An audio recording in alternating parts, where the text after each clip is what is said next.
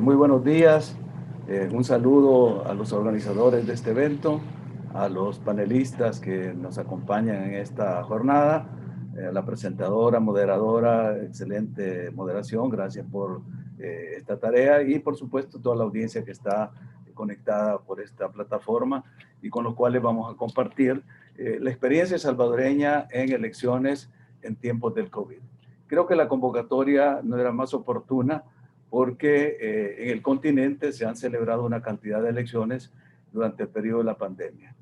República Dominicana, Bolivia, Ecuador recientemente, Perú y por supuesto en el caso salvadoreño, en el cual los comportamientos según el Turnout Database de Idea Internacional se han visto comportamientos a la alza y de forma descendente en la participación ciudadana durante las jornadas electorales en el periodo de la pandemia. El Salvador no ha alcanzado las cotas de incremento como Bolivia, según este reporte, ni tampoco bajó como el caso de Jamaica, que se encuentra pues en los puntos más bajos de participación ciudadana en las elecciones. Pero sí es de reportar, y es importante resaltarlo, tuvimos un incremento significativo en una elección de carácter parlamentario y municipal que no se ha tenido durante todo el comportamiento histórico electoral de las últimas décadas. Pasamos el 50% del cuerpo electoral, del electorado inscrito, votamos más del 50%, cuando tradicionalmente hemos estado entre el 47 y 48%. Esto indica que a pesar de la pandemia, la ciudadanía estaba motivada para participar. No obstante, las limitantes que hubieron por razones de la bioseguridad, por otras razones en las cuales el transporte también estaba limitado, pero a pesar de ello, la población participó. Y esto es lo que hay que remarcar porque los contextos que se han dado no son totalmente exactos con lo que estaba sucediendo en el país. Y no se trata de establecer una polémica con las personas que me han precedido en la palabra, pero la interpretación que se hace desde esa perspectiva, pues sin duda es la interpretación de políticos que perdieron las elecciones a través de sus franquicias partidarias. Me refiero al caso del FMLN, Eugenio Chicas, que ha sido un dirigente de este partido, miembro de la Comisión Política, o en el caso de Luis Mario, que aunque se presenta ahora como director de Asuntos Políticos de FUSADE, pero incluso participó en elecciones internas de Arena como candidato a la presidencia de la República. Por lo tanto, las lecturas son definitivamente partidarias. Yo creo que no se trata de aclarar, porque no era ese el objeto de la convocatoria, pero vale la pena dejar claro y desmentido algunos hechos que se han afirmado ahora. Por ejemplo, la violencia política y los asesinatos como razones políticas que hubieron. Eso es falso, 100% falso. Hubieron algunas personas que resultaron fallecidas y lesionadas en un intercambio de disparos que se sucedió después de un partido de fútbol. Desafortunadamente, algunas de esas personas estaban vinculadas al partido FMLN y el caso está en los tribunales. Y se está discutiendo quién disparó primero, porque fue un intercambio de disparos. O sea, los atentados políticos y la violencia política es cuando se hace con la intención de afectar una militancia política o un ataque a una sede, como si las veíamos en épocas pretéritas, cuando hacíamos elecciones en guerra y con propaganda armada. Esto no es lo que ha sucedido en el país. Por lo tanto, vale la pena ir aclarando estos conceptos. Por otra parte, el tema del financiamiento y por qué no se les entregó la deuda política a los partidos o por qué no se les ha entregado el fondo que tiene derecho a las municipalidades. Ya lo explicó suficientemente el ministro de Hacienda, cómo tenemos las limitaciones presupuestarias a raíz de la pandemia y las limitaciones de los recursos que lo obligan y lo ampara una resolución de la Sala de lo Constitucional a priorizar el gasto.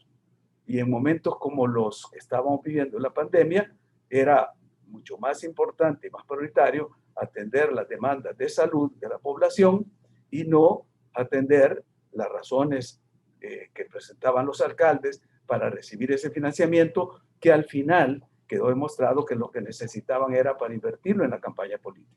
Y lo dijeron algunos de forma directa, otros de forma indirecta, pero que necesitaban ese recurso para invertir en la campaña porque estaban quedándose sin recursos. De tal manera, pues, que estas cosas se leen desde la perspectiva y la óptica que uno quiere interpretarlo, pero los hechos son los hechos.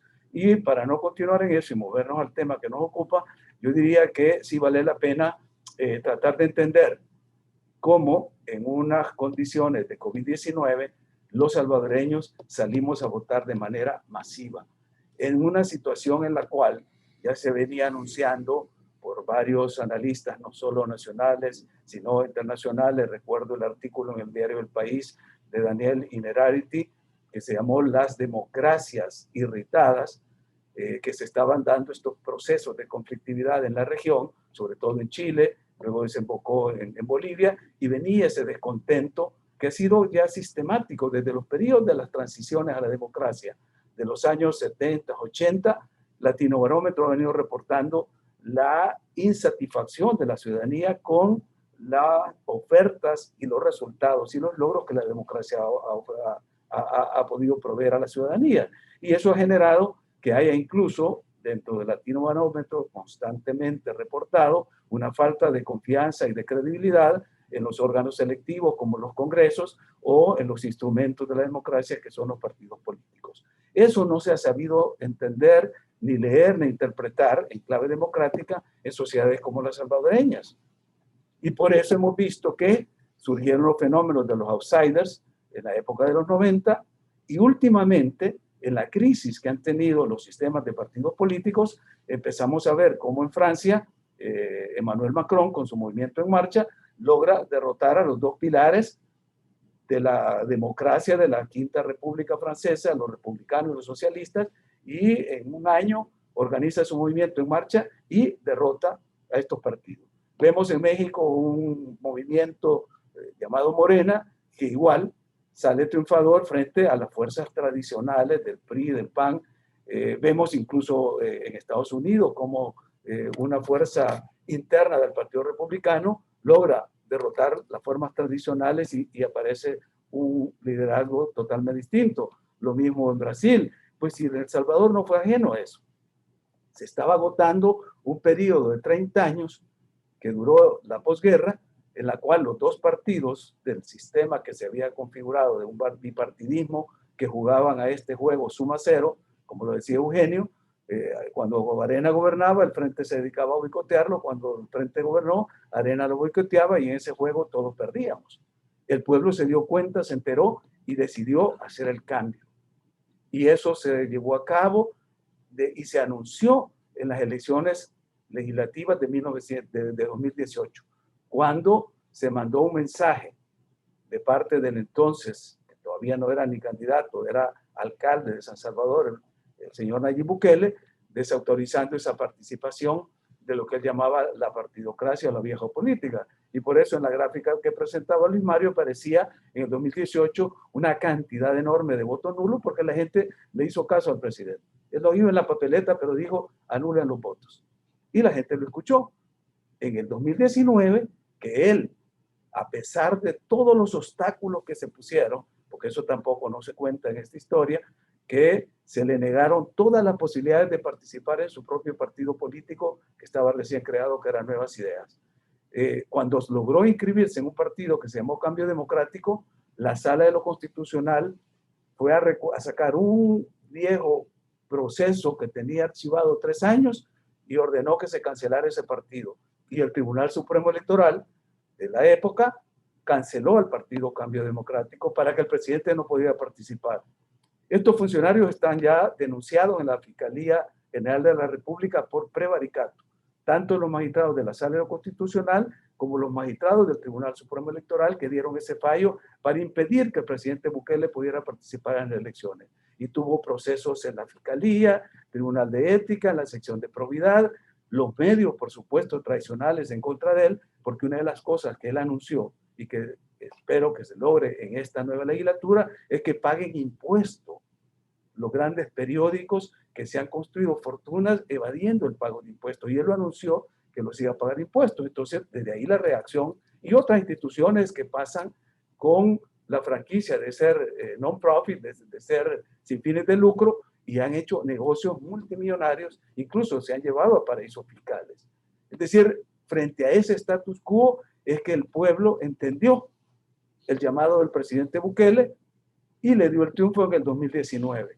Pero faltaba darle una vuelta más a la tuerca democrática, y fueron las elecciones recién pasadas, donde el presidente pidió a la población que le permitiera tener un Congreso, una Asamblea Legislativa que le facilitara los proyectos para modernizar y transformar el país, porque la Asamblea Legislativa que estaba vigente, electa en el 2018, durante todo este periodo, desde el 1 de junio de 2019 hasta todavía el día de hoy, se han encargado simplemente de estar obstaculizando al presidente los proyectos del Ejecutivo y, como lo ha dicho él, añoran la vieja relación que había de gobernabilidad y de estabilidad política y de armonía entre el Ejecutivo y el Legislativo, que se basaba, como se conoce aquí anecdóticamente, en el maletín negro. O sea, la forma de soborno que el Ejecutivo hacía hacia el órgano legislativo, hacia fracciones legislativas, hacia diputados. Eso ya no existe. Y eso ha generado esa reacción de confrontación entre esta Asamblea Legislativa y el actual Ejecutivo. Pero para terminar, y quiero cerrar con una reflexión que creo que vale la pena, porque hay que ver hacia el futuro. Todo esto para nosotros es cerrar, darle vuelta a la página. Para nosotros la historia real y el desafío de este nuevo El Salvador empieza el 1 de junio, cuando asuma la nueva Asamblea Legislativa, en la cual el resultado ha sido lo que muchos anunciamos que sería un referéndum de apoyo al presidente, un presidente que llegó al día de las elecciones con más de un 90% de aceptación de su desempeño. Por supuesto, hay un 10% que no está de acuerdo, ya los escuchamos esta mañana, pero de lo que se trata es cómo aprovechar y capitalizar ese poder que le ha otorgado el pueblo y que le ha reconocido al presidente a través de una fracción legislativa totalmente mayoritaria, y que para mí, como estudioso del derecho electoral, me parece que es lo más relevante y lo que hay que tomar en cuenta, porque el diseño del sistema electoral en El Salvador estaba hecho de manera tal que ningún partido político pudiera tener el control absoluto del Congreso. Eso se hizo en 1963, cuando pasamos del sistema mayoritario al sistema proporcional. Y desde esa fecha hasta ahora, ningún partido había ganado la mayoría en el Congreso por sí solo. Tenían que buscar alianzas, coaliciones, acuerdos. Ahora, con ese resultado, podemos caracterizar lo que decía un colega amigo, Alberto Arene, que hubo una rebelión electoral. Yo lo califico como una revolución pasiva, en el sentido de Gramsci, de que el pueblo rebasó esos marcos normativos. Era imposible, ningún partido en toda la historia, ni durante las elecciones en guerra, ni en la posguerra, había logrado sacar ni siquiera 40 diputados. Y el partido del presidente, él solo, ha sacado más de la mayoría simple. Y en coalición, la mayoría calificada, con lo cual tiene un poder total para poder implementar su programa. Y aquí es donde viene el verdadero desafío. Aquí vamos a ver si hay un talante democrático en este joven millennial, que es muchas también de las cosas que no se entienden porque estamos acostumbrados a la política tradicional, a las formas tradicionales de ser política, y cuando viene una persona que es de una generación totalmente digital, cuesta entender esos códigos de comunicación, pero los hechos son los hechos, y lo que estamos pendientes en este momento es de cuáles van a ser esas formas de administrar ese poder popular que le fue otorgado de manera legítima, legal, democrática, espontánea y libre por el pueblo salvadoreño, y ante lo cual no hay ninguna duda. Y cómo se van a implementar esas medidas en un país que, por las información que dan los organismos internacionales financieros, sobre todo las bancas multilaterales, tenemos la posibilidad de un crecimiento económico superior a 4 puntos porcentuales del PIB actual, con lo cual el reto para el crecimiento y evitar problemas tradicionales como la migración, la violencia en las comunidades, el crimen, el desempleo, es decir, todo lo que han sido los problemas que heredamos de los gobiernos de ARENA y del FMLN, vamos a poderlos enfrentar de manera proactiva, y ese es el desafío que yo planteo a partir del 1 de mayo próximo entrante. Muchas gracias.